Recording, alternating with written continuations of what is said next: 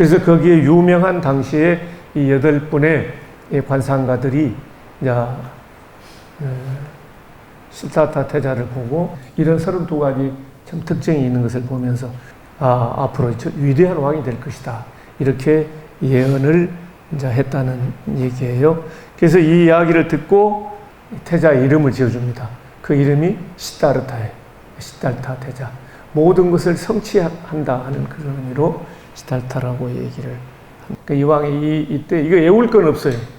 부처님이 그런 32가지 이상이 있으셨구나 하고 이제 제가 설명드릴 때는 제 입만 보시면 됩니다. 책은 나중에 이렇게 이제 한번 보시고 압축적으로. 첫째는 조카 안평입상인데요.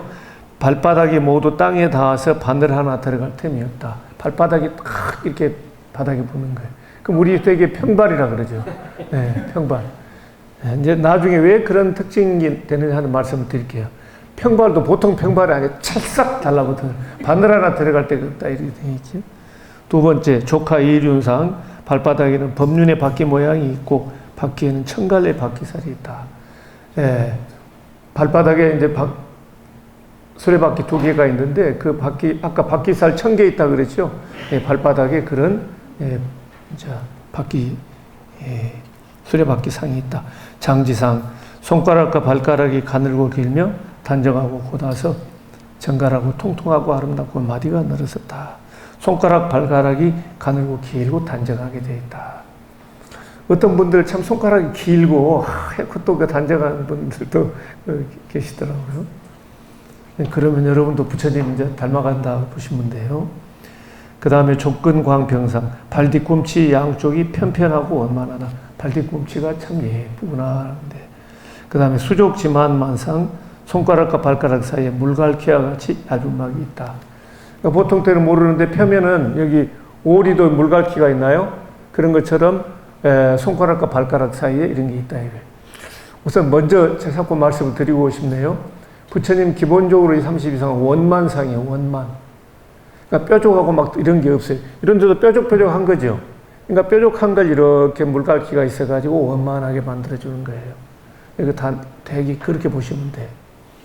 예를 들면은 그것도 해상되는지 모르겠는데 부처님 그 남근은 말처럼 들어가 있다 그래 있어요. 그러니까 이것도 어떻게 보면 원만상에 해당된다고 볼 수 있어요. 요철이라 그러나요?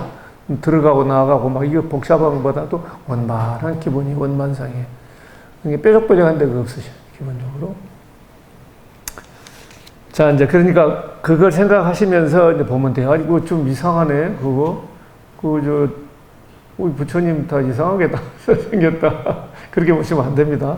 원만하시구나 사고가. 이 생각을 하고 마음속으로 감탄을 하셔야 됩니다. 그 다음에 6번째가 수족유연상. 손과 발이 마치 밤하나 도라면과 같이 부드러운 모습이다. 수족유연상. 이것도 이제 원만한 거예요. 막 이게 운동한 사람들 보면은 손 잡으면은요, 아이고 악력이 세가지고 막 그런 분도 계시고 막 이게 억센 분이 있는데 부처님 기본적으로 손발이 굉장히 부드럽다. 이거 다 원만상의 기본 개념이에요. 7번째 족부고만상. 발을 땅에 디디면 넓지도 좁지도 않으며 발밑에 빛이 붉은 연꽃 같고 발가락 사이에 물갈퀴와 발옆에 빛이 진한 산호빛 같으며 발톱은 맑은 적동색 같고 팔꿈치 위의 털은 푸른 비우리 같으며 발 전체가 장엄하고 예쁘니 마치 온갖 보배로 장식한 신발과도 같다. 이거 굉장히 이거는 또 이제 한 수 더 뜨고 있습니다. 발을 그렇게 하지만은 발이 이제 멋지게 이렇게 훌륭하게 생기신 거예요. 그 다음에 8번째 인이연천상. 허벅지와 장단지가 인이연 사슴과 같이 점차로 쭉 뻗은 현상이다. 사슴이 장단지가 딱 쭉 뻗어 있죠. 우리 각섬이라 그러나요? 저는 이제 그런 모습이고요. 장단지. 9번째 정립수마상. 구부리지 않고 서서 손으로 무릎을 만지는 것이다. 여러분 이렇게 서서 무릎 안 되죠? 택도 없어요. 저는 여기 안 돼. 서서 손이 기니까 서서 무릎을 만지는 손이 그만큼 길다. 그 다음에 이제 10번째가 음장상. 아까 말씀처럼 남근이 말처럼 숨겨져 있다. 그 다음에 11번째 신광장등상. 몸이 니구르다 나무와 같이 가로 세로 상하지 않고 배꼽을 중심으로 그 길이가 같고 원만하다. 예, 몸이 아주 탁 해서 전체적으로 그래서 배꼽을 중심으로 이제 가로 세로 상하 좌우가 다 길이가 원만하다. 어떻게 보면은 우리 관점으로 보면 약간 기형이라고도 볼 수가 있는데 배꼽을 중심으로 전체적으로 원만하게 또 돼 있다 이거예요. 그 다음에 그래서 우리가 기준으로 보면 안 됩니다. 부처님 기준으로 봐야죠. 부처님 기준으로 보면 우리가 기형이에요. 그죠? 근데 되게 이제 표준을 뭐로 보느냐에 따라서 이렇게 세상이 달라지는 겁니다. 그 다음에 모상향상. 몸의 모든 털이 위를 향해 누웠다. 많이 우리 몸에 솜털과 털이 많아요, 사람은. 근데 그게 다 이제 위로 털이 위를 향하고 있다. 13번째, 일일공일모생상. 낱낱의 털구멍에 털 하나씩만 나 있고, 털구멍에 털이 하나씩 나고 어지럽지 않게 푸른 유리 비치며 털끝이 오른쪽으로 위를 향해 누웠다. 또 이제 특이합니다. 14번째 금색상. 온 몸과 팔다리가 금색의 빛깔을 띠고 있다. 우리 이제 부처님 개금불사 다 금으로 이렇게 하잖아요. 원래 이제 이거 다 그 연원 이런 데서 나오는 거예요. 부처님 몸이 금색이다. 금색상이. 15번째 장광상. 부처님 몸 사방으로 한 길에 광명이 뻗쳐 있다. 부처님 저기 보면 뒤에 이렇게 이제 있죠. 예. 몸에서 나는 신광, 또 머리 두광, 뒤에 이렇게 다 광명이 비쳐 있다. 혹시 제 뒤에 광명이 없습니까? 예. 보이시는 분이 훌륭한 분이셔. 예. 그 다음에 16번째 세박비상. 피부가 아주 엷고 윤택해서 모든 흙이나 먼지에 묻지 않으니. 피부가 엷고 윤택해 가지고 연잎에 물방울이 묻지 않는 것처럼 이게 그런 게 잘 안 묻어요. 예, 어떤 분은 보면은 땀이 많이 나는 분도 있고 땀 잘 안 나는 분도 있고 그러죠. 근데 다 그렇게 그 피부에 따라서 좀 차이들이 있는데 부처님은 이 더러운 거에 안 묻어요. 얼마나 좋겠습니까? 그래도 또 샤워는 하셨겠죠. 예. 17번째 칠처육만상. 예, 여기서 이제 또 이제 적극적으로 나옵니다. 양 손바닥, 두 발바닥, 양 어깨, 목덜미 등이 모두 풍만하고 단정한 빛깔이 깨끗하다. 손바닥 우리 좀 움푹 들어갔죠? 양 손바닥, 두 발바닥, 또 양 어깨, 그러면 6군데가 되죠? 그 다음에 목덜미 이런 데가 이렇게 다 원만하게 돼 있어요. 막 움푹움푹 들어가고 그러지 않고. 그러니까 우리가 서가모니, 석굴암 부처님도 뭐 또 학설이 구구하니까요. 뭐 아미타 부처님이다, 뭐 서가모니 부처님 그러는데 이렇게 부처님 불상들 보면 되게 원만하게 다 돼 있어요.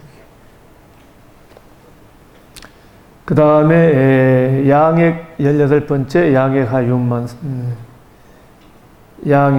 6만상. 양 겨드랑이가 높지도 않고 깊지도 않고 원만하다. 우리 겨드랑이 뾰족하게 들어가 있잖아요. 겨드랑이도 이렇게 두툼하게 돼 있다 이런 말씀이에요. 그 다음에 상신여 사자상. 몸의 상반신이 사자와 같다. 사자처럼 늠름하게 다 앉아 계시는 모습이. 대직신상. 모든 사람 가운데 부처님 몸이 가장 크고 올바르다. 아주 부처님 딱 반듯하게 직신상. 그 다음에 그러니까 사자처럼 위험 있고 딱 용맹스럽기도 하지만은 한편으로 또 다 곧게 딱 크고 곧게 되어 있다. 21번째 견원만상. 어깨가 원만하고 풍만해 모든 사람 가운데 가장 뛰어나다. 우리도 어깨 보면 이렇게 움푹움푹 되어 있는데 어깨도 이렇게 원만하게 되어 있다. 22번째 사십치상. 부처님 치아가 40인데 낱낱이 모두 가지런하고 눈처럼 하얗다. 예. 대개 치아가 몇 개죠? 32개. 28개이신 분. 전부 다 32이세요? 저는 28개인데. 예. 좀 부족해서 그러면 어떻게 되나요? 그런 건가요? 예. 대개 이제 32개로 알고 있는데, 그죠? 일반적으로 32인데, 부처님은 40인 뜻입니다. 그리고 이제 이가 뭐 다 이렇게 가지런하고, 자, 딱 부러우시죠? 부러우시면 빨리 수행하셔가지고 부처님 되시면 이 상호를 다 갖추셔. 예. 그러니까 이제 용맹정진하면 됩니다. 그 다음에 이제 23번째가 치제상. 모든 치아가 고르고 가지런해서 적거나 큰 것이 없고 들쑥날쑥하지도 않고 털끝 하나도 들어갈 틈이 없다. 이렇게 돼버리면은 치간치솔 그 장사하는 분들은 못 팔겠네. 치실도 있고 뭐 치간치솔도 그 팔아야 되는데 대부분이 보면은 이게 다 들어가게 돼 있어요, 그죠? 근데 부처님은 다 아주 단정하게.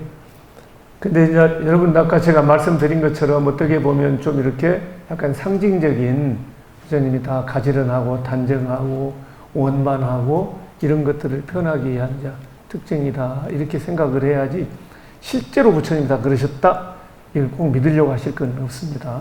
근데 어쨌든 간에 우리가 참 훌륭한 그런 다모든 상호를 지니셨다 이렇게 보시면 되는 거예요. 그 다음에 25번째가 사자협상. 양뺨이 원만하기가 백수의 왕인 사자도 같아서 평평하고 넓다.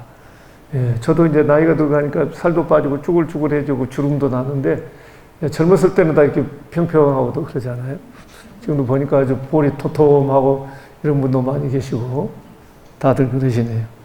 제가 제일 지금 쭈글쭈글해졌어요.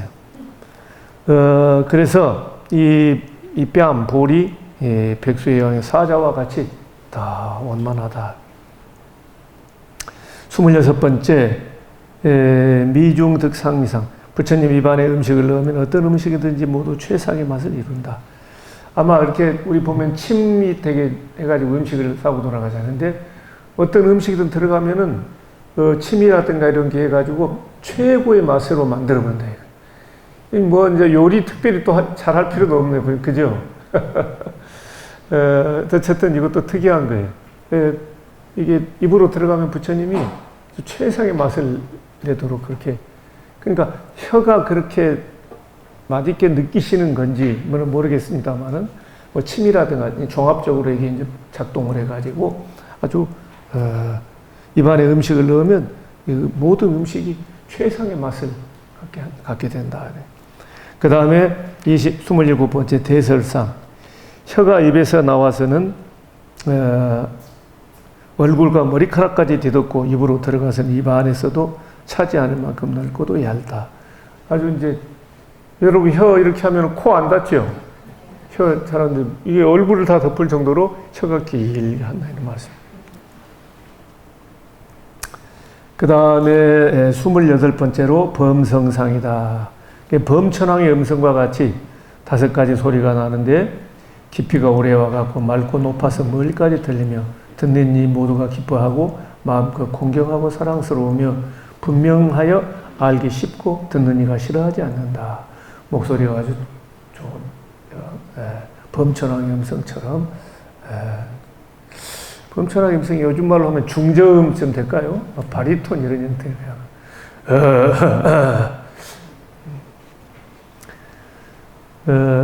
저도 이제 목이 자꾸 쉬고 해가지고 이 목소리가 다 변했어요. 목이 자꾸 이제 갈라지고. 자, 29번째 진청한상. 부처님 눈이 감청색으로, 눈이 감청색이에요. 푸른 눈동자, 푸른 연꽃과 같다.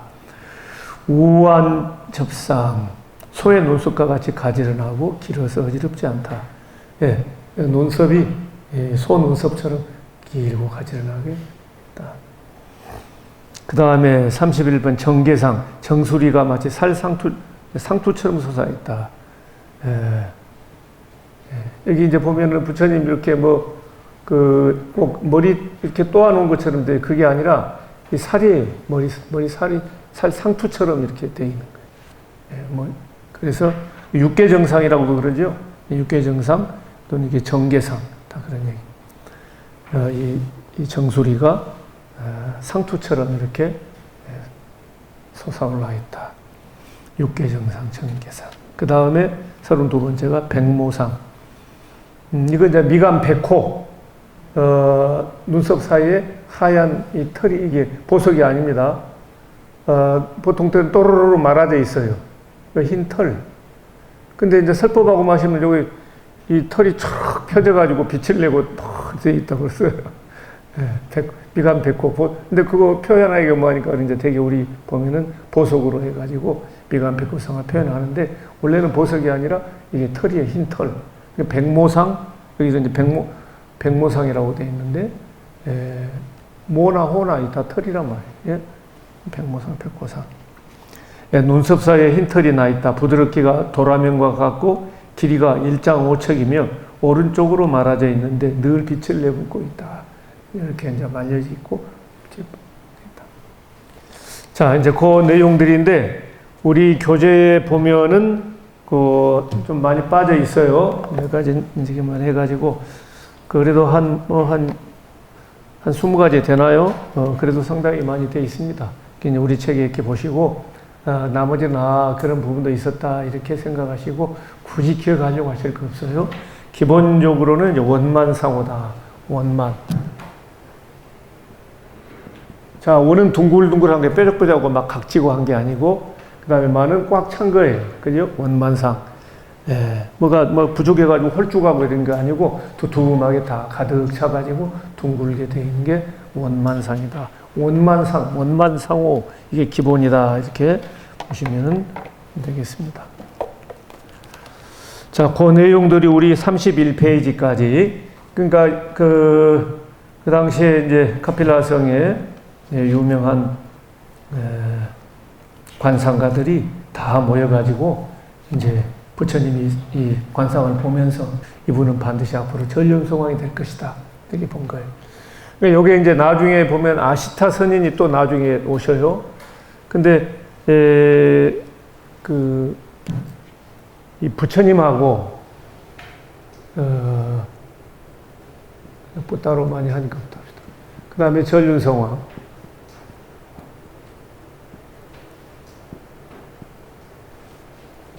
그러니까 부처님의 세계는 종교계죠. 여기는 이제 출가, 그리고 출세관, 전륜성왕은 이제 세관, 이 속세에서 가장 위대한 이분이에요. 인도에서는 그런 붓다와 전륜성왕이 그 우리 인간의 그 양대 가장 위대한 그 분들이 이상적인 인물상이에요. 그러니까 출가해서 이제 수행을 하면 붓다, 성자가 되는 거예요. 그리고 세속에서 가장 위대한 사람은 아까 전륜성왕이에요. 그러니까 금륜과 같은 바퀴를 굴린다 그랬잖아요. 이건 위대한 능력을 갖는 거예요. 그래서 가장 위대한 사람은 동서남북 쪽으로 넓은 영토를 다 장악을 확보해가지고 다스리는 그런 이제 왕이에요. 전륜성왕. 거기도 이제 급이 있습니다. 금륜왕, 을륜왕, 동륜왕, 천륜왕. 이렇게 이제 전륜성왕도 네 가지로 나눠지는데, 이제 금륜왕은 동서남북 다 이제 사방을 다 장악하는 거예요. 다스리는. 그 다음에 을륜왕은 세 방향. 동서남북이면 동서남북도 아니, 한 군데는 좀 부족한 거예요. 여기다 그 다음에 동륜왕은 이제 두 군데. 그 다음에 천륜왕은 한 군데. 그래도 다 위대한 왕들이에요. 또 이렇게 급수를 또 나누기도 합니다만은 대개 이제 금륜왕이 되게 전륜성왕이라고 얘기를 합니다.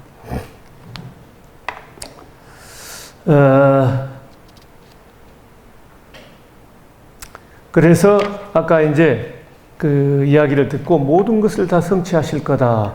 이제 이분들은 지금 여기 8명의 관상가들은 이제 이게 그러니까 전통적으로 이게 내려왔다 이런 얘기. 30 이상을 가지고 있으면은 출가하면 붓다가 돼요.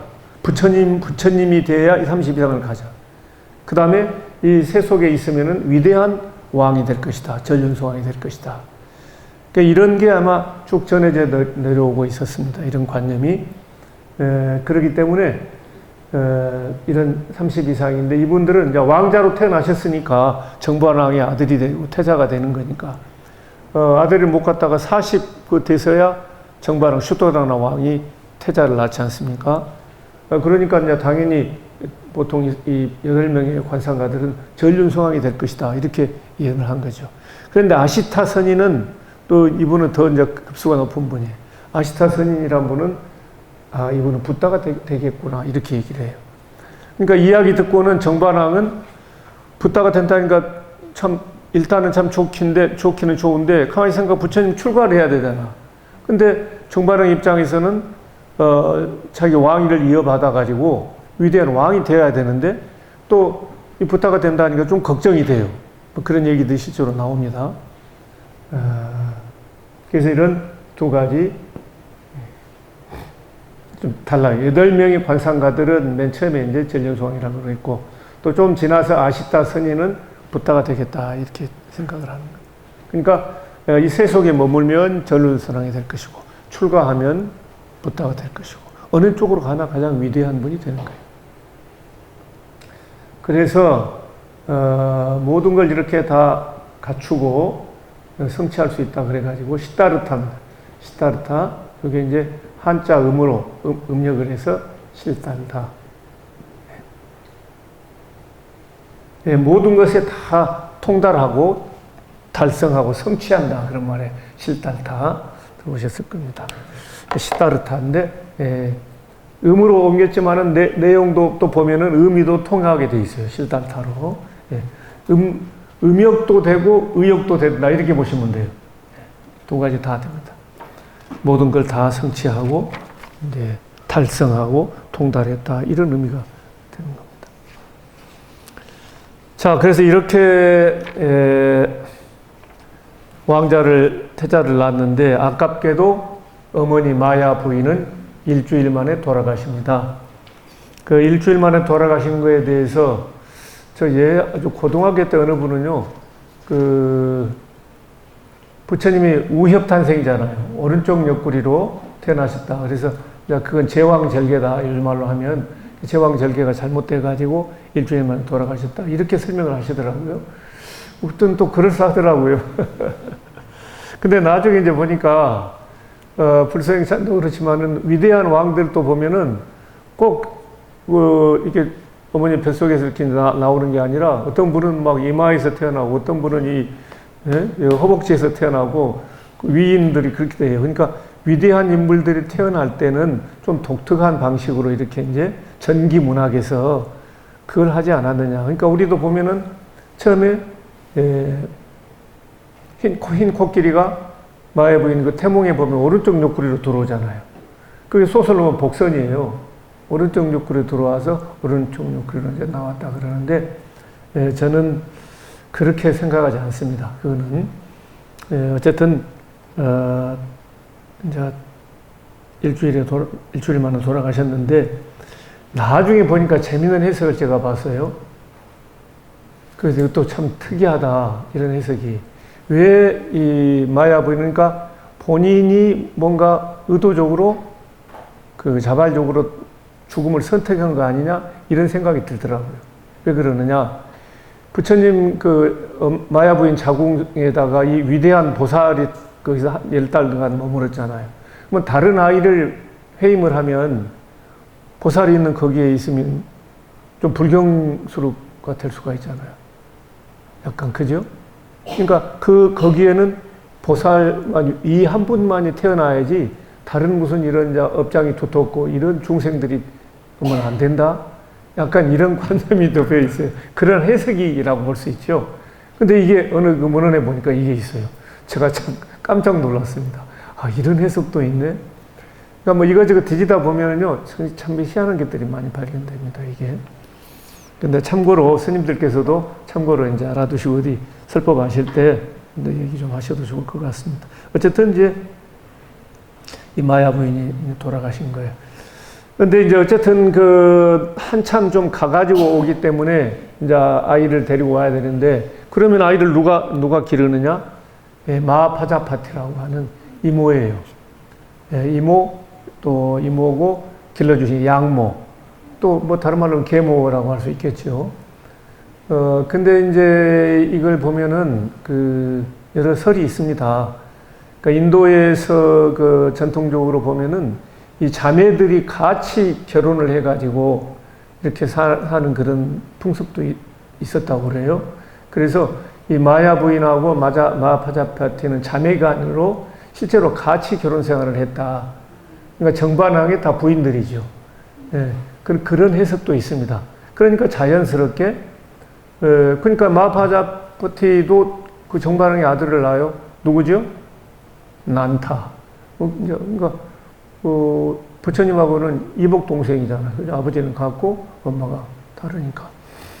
그래서 여러 가지 얘기가 있는데 어쨌든 그 길러준 분은 이모도 보면은 이모들도 엄마 못지않게 다 이제 조카들 사랑하고 그러지 않습니까?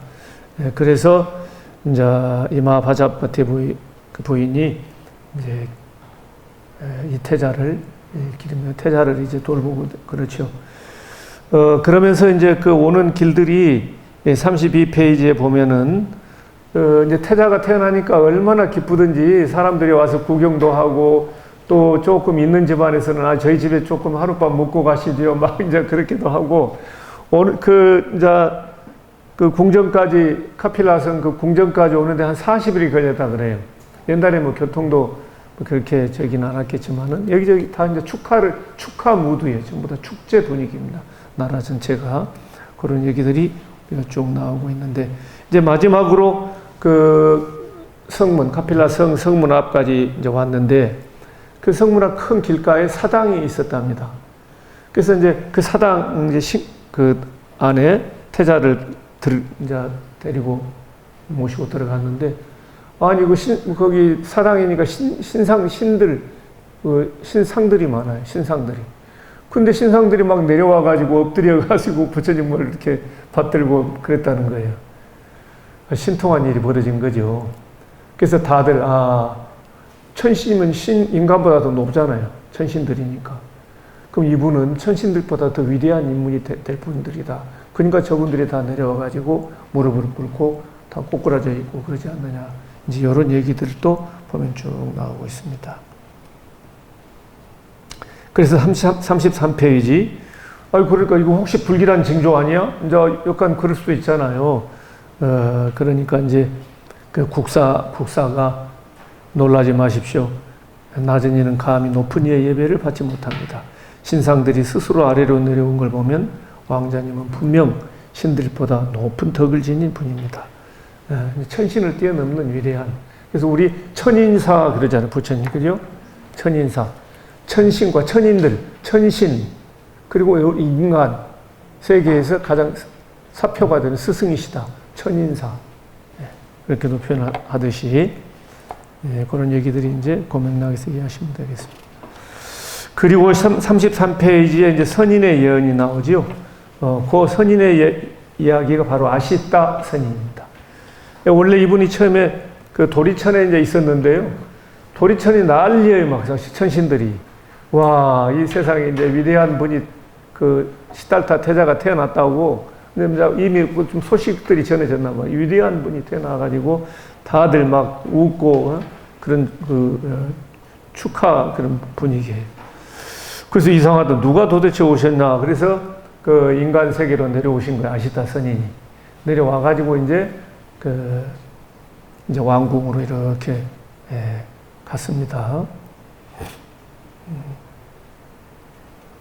거기 가서 이제 워낙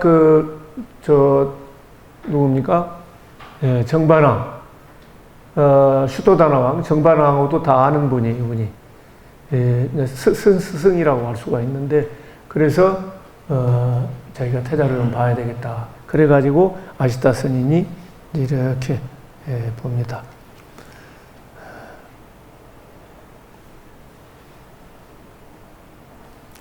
그래서 이제 그 마하파자티가 이제 보니까 보통 분이 아니에요. 그러면서 아시타 선인이 눈물을 흘렸어요. 그러니까 처음에 슈토다나 왕이나 다른 신하들이 아니 이거 뭐 좀 나쁜 일이 있나? 또 다 그렇게 생각을 해요. 그래서 아니 도대체 왜 눈물을 흘리십니까? 그러니까 아시타 선인 말씀이 그 35페이지 맨 아래에 나오는 거예요. 왕자님은 가장 높은 분, 인간 가운데 가장 뛰어난 분입니다. 왕자님에게서 불길한 징표를 본 것이 아닙니다. 왕자님에게 위험이 닥치는 것도 아닙니다. 결코 불행한 운명을 타고난 분이 아니니 걱정하지 마십시오. 왕자님은 최상의 깨달음을 얻어 많은 사람들에게 이익을 베풀고 많은 사람을 연민하여 진리의 수레바퀴를 굴릴 것입니다. 왕자님의 청정한 행은 온 세계에 널리 퍼질 것입니다. 이제 보니까 이거예요. 그리고 뒤에 보면은 부처님은 위대한 붓다가 되어가지고 대진리를 설하시고 이럴 것이다. 근데 나는 이제 살 날이 얼마 안 남았다. 그러니 이 부처님 가르침을 내가 들어보지 못하고 부처님을 뵙지 못하고 가게 되구나. 이게 내가 슬퍼서 눈물이 납니다. 이렇게 답을 하셨다는 거예요. 그러니까 이 말을 듣고 정반왕 입장에서는 아까도 말씀드린 것처럼 한편으로는 즐겁고 한편으로는 걱정이 되는 거예요. 이 가업을 이어가야 되는데 왕위를 이어받아야 되는데 출가해버리면 어떻게 되지? 이제 그때부터 이 태자하고 또 정반왕과 미묘한 그런 그 갈등이라고 할까 이런 게 지속이 됩니다. 그리고 심지어는 이 아시타의 조카가 있었습니다. 날라카라고 하는 사람인데 그 수행자를 불러다가 날라카요. 앞으로 혹시 세존 이런 얘기가 들린다든가 부처님 이런 이제 얘기가 들리면은 그분은 이 시달타 태자 고타마 붓다이신 틀림없으니 이분한테 가가지고 가르침을 듣고 수행을 해라. 이 이야기를 조카한테 기띔을 해줍니다. 그럴 정도로 이제 확신을 한 아시타 스님은 이분은 틀림없이 부처님이 될 것이다. 아시타 스님은 그렇게 이제 예언을 한 거죠.